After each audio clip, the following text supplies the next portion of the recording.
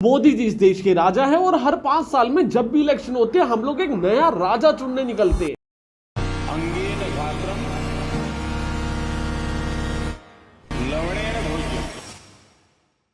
और अगर तुम लोग भी ऐसा ही समझते हो तो मुझे सड़क पे दिख मत जाना, मैं गाड़ी में लठ लेके घूमता हूँ। जोक से पार्ट, अगर तुम लोग सही में ऐसा समझते हो तो इसमें एक्चुअल में तुम्हारी गलती है भी नहीं। हमारे नेता खुद को ट्रीट ही ऐसा करते हैं जैसे इलेक्शन जीतते ही वो राजघराने के वंशज बन गए हो। नरेंद्र मोदी स्टेडियम, इंदिरा गांधी एयरपोर्ट, अरे इंदिरा गांधी ने थोड़ी बनाया। और नरेंद्र मोदी स्टेडियम के ऊपर मोदी जी के पैसे लगे हैं क्या? आपने वहां के ईंटों के पैसे दिए थे, जमीन के पैसे दिए थे, या फिर क्या दिया था आपने? सिर्फ और सिर्फ जब वो स्टेडियम बनाया जा रहा था तब आप लोग पावर के अंदर थे और आपने उस स्टेडियम को खुद के नाम पे ही लॉन्च कर दिया और पैसा सारा का सारा लगा है उसके अंदर जनता का। जब भी कोई भी नेता चुन के आता है ना तो वो देश को ओन नहीं करता है, वो देश के लिए काम करता है। 5 साल के लिए नरेंद्र मोदी जब पीएम बने तो वो उनकी जॉब है। हर महीने उनको 2,35,000 रुपए की सैलरी दी जाती है, जिसके अंदर से उनका बेस फेयर 1 लाख रुपए 62,000 रुपीज डेली अलाउंस है और 1-2 अलाउंस और मिला के 73,000 के एडिशनल अलाउंस मिलते हैं और टोटल सैलरी 2,35,000 रुपए हर महीने मोदी जी को दी जाती है, जिसके बदले वो देश के लिए काम करते हैं। फ्री में तो वो काम कर नहीं रहे हैं और जो भी पैसा खर्चा करके काम किया जा रहा है, किसी भी नेता की बात कर रहा हूं मैं, ना ही मैं किसी एक भी नेता को टारगेट कर रहा, ना ही किसी पॉलिटिकल पार्टी को टारगेट कर रहा, क्योंकि जिसका भी उठा के देखोगे सबने सेम काम कर रखे। तुम लोग एक बार कंसीडर करो कि जो इंडिया है ना वो एक देश नहीं है, वो एक कंपनी है। हर 5 सालों के अंदर इलेक्शन होते हैं जिसके अंदर हम लोग अपना नेता चुन के लाते हैं, तो कंपनी पॉइंट ऑफ व्यू से हम लोग अपना सीईओ चुन के ला रहे हैं, जिसके अकॉर्डिंग हमारे करंट सीईओ है पीएम मोदी। वैसे ही गूगल के करंट सीईओ है सुंदर पिचाई। अभी तुमने सुना है कि एंड्रॉइड का 17 आने वाला, उसका नाम है सुंदर पिचाई 17.1। या फिर लैरी पेज ने कंपनी शुरू की थी, उसका नाम है लैरी पेज 17.1। नहीं ना, कंपनी है, फाउंडर है। ऐसी नेता है, देश है। ये लोग खुद के नाम पे प्रॉपर्टीज बनाना शुरू कर देते जैसे इन्होंने अपनी जेब से पैसा दिया हो। और ऐसा नहीं है कि मैं इस पूरे कॉन्सेप्ट के खिलाफ हूँ, कुछ चीजें मुझे भी समझ आती है। जैसे ऑलमोस्ट हर शहर के अंदर ना एक एमजी रोड होती है, महात्मा गांधी रोड। एक आदमी ने देश को आजाद करवाने के लिए अपनी सारी जी जान लगा दी थी और आउट ऑफ रिस्पेक्ट आप लोग उनके नाम के ऊपर सोसाइटीज, रोड्स और इनके नामकरण कर रहे हो, विच इज फेयर। बट एक आदमी जो पावर के अंदर है, जो जी रहा है, वो खुद को इतना ऊंचा समझने लग जाता है कि भैया मैं तो बायोलॉजिकल ही नहीं हूँ। परमात्मा ने मुझे भेजा है, परमात्मा ने मेरे से काम लेना तय किया है। मेरे नाम पे स्कूल खुलेंगे, मेरे नाम पे स्टेडियम बन जाएंगे। एक नेता जिसका सिर्फ और सिर्फ ये काम है कि उसको जितना भी पैसा एलोकेट किया जाता है उसको बेस्ट पॉसिबल वे से यूटिलाइज करना है। फॉर एन एग्जांपल, आप हेल्थ मिनिस्टर हो तो आपका क्या काम है? हेल्थ मिनिस्ट्री को एक बजट अलॉट किया जाएगा और जो हेल्थ मिनिस्टर होंगे वो उस पैसे को बेस्ट पॉसिबल वे से यूटिलाइज करेंगे। ऐसे नितिन गडकरी क्या करते हैं, उनको रोड के लिए और इंफ्रास्ट्रक्चर के लिए एक बजट अलॉट कर दिया जाता है। अब नितिन गडकरी सर का काम है कि वो इस पैसे को बेस्ट पॉसिबल वे से एलोकेट करे और ये उनकी जॉब है। अगर मैं गूगल में काम कर रहा हूं और मैं मार्केटर हूं, मुझे भगवान थोड़ी मानने लग जाओगे क्योंकि मेरी वजह से गूगल कंपनी बड़ी हुई है। अरे पैसे लेके काम कर रहा हूं मैं। पर एक्चुअल में हमारे नेताओं के पास ना इतनी ज्यादा पावर आ चुकी है, खुद की इतनी वर्शिप करने लगे ना, खुद की खुद ही पूजा करते हैं। और एक आधा नहीं, सारे के सारे इतने इनसिक्योर हो चुके हैं, पूछो मत। एक डेटा बताता हूं, पीछे बेटी बचाओ बेटी पढ़ाओ योजना लॉन्च की गई थी। उसके अंदर 2016 से लेके 2019 तक 446 करोड़ रुपीस इन्वेस्ट किए गए, जिसके अंदर से 352 करोड़ रुपीस सिर्फ और सिर्फ एडवर्टीजमेंट पे खर्चे गए। और हर एडवर्टीजमेंट में क्या होता था, पीएम मोदी जी की फोटो। 2014 से लेके 2022 तक टोटल 740 करोड़ रुपए खर्चे गए थे, जिसके अंदर से 401 करोड़ रुपए सिर्फ और सिर्फ एड के ऊपर खर्चे गए थे। और इस डेटा को ना क्रिटिसाइज करने वाले 1000 लोग आ जाएंगे, भाई आज का डेटा बता, कल का डेटा बता, ये जरूरी था, ये था, वो था। पर ना तुम एक बार कॉन्सेप्ट समझो। अभी पीछे क्या हुआ, केजरीवाल ने ना दिल्ली के अंदर काफी सारे कैमरास इंस्टॉल करवा दिए थे। रेखा गुप्ता की सरकार आई, रेखा गुप्ता ने क्या किया, कैमरास के ऊपर ना खुद के पोस्टर लगवाने शुरू कर दिए कि भैया ये कैमरास ना रेखा गुप्ता सरकार ने लगवाए। एक ऑलरेडी एग्जिस्टिंग कैमरास के ऊपर रेखा गुप्ता सरकार ने अपने खुद के पोस्टर्स लगवा दिए हमारे पैसों से, और उसका खर्चा बाद में मार्केटिंग बजट में डाल दिया जाएगा। ये क्रेडिट देखिए, क्रेडिट खोर सरकार के बारे में बात कर रहे हैं। ये देखिए,